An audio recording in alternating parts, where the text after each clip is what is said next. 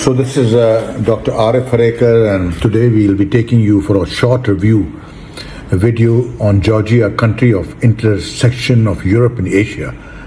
This has been visited by a lot of people recently. A former Soviet republic that's home to Caucasian mountain villages and Black Sea beaches. It's famous for Wadzia, a sprawling cave monastery dating to almost 12th century. And I was there and I encountered one of the most intense snowstorms. This is what I'm trying to show you. I've been up and about a lot of times to the Arctic and the Antarctic Ocean, but this was absolutely interesting. This is the military highway in Georgia country, and if you look at the backdrop, it's absolutely white. Hope you enjoyed this video. If you have, do subscribe to our channel. Thank you. See you again very soon.